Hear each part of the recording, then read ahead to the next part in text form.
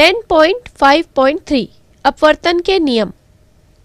प्रयोग, आपतन कोण व अपवर्तन कोण के बीच में संबंध स्थापित करना।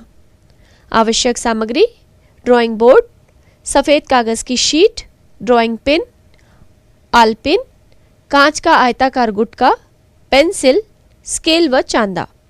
विधि: ड्राइंग बोर्ड पर सफ़ेद कागज़ की शीट लगाएं। शीट के बीचों बीच कांच का आयताकार गुटका रखें। पेंसिल से गुटके की सीमा रेखा खींचकर इसे ABCD नामांकित करें। गुटके को हटाकर AB पर लंब MN खींचें। MN से किसी कोण पर एक रेखा खींचें और दो पिनें E व F इस रेखा पर ऊर्ध्वाधर लगाएं। अब गुटके को फिर से सीमा रेखा पर रखें। दो अन्य पिन लेकर विपरीत फलक से पिन E तथा F के सीध में लगाएं। गुटके को हटा दें।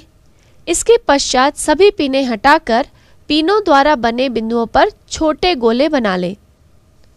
अब EF को AB तक बढ़ाकर O पर मिलाएं व GH को CD तक बढ़ाकर O' पर मिलाएं। O तथा O' को मिलाएं। O' पर अभिलंब M', खींचिए।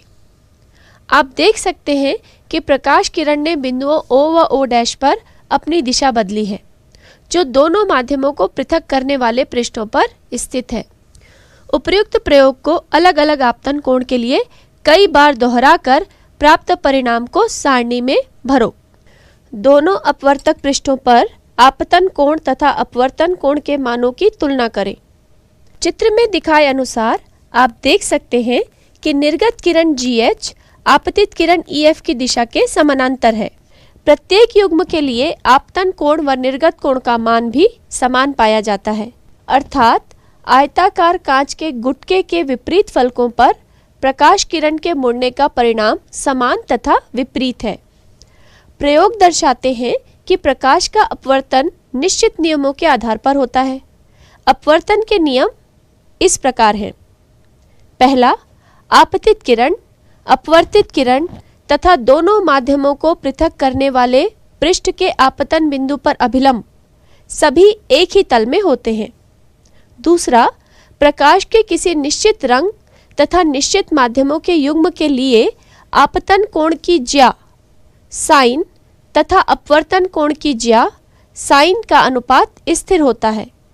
इस नियम को स्नेल का अपवर्तन का नियम भी कहते हैं। यदि I आपतन कोण हो तथा R अपवर्तन कोण हो तो साइन I बटे साइन R बराबर स्थिरांक या म्यू बराबर साइन I बटे साइन R।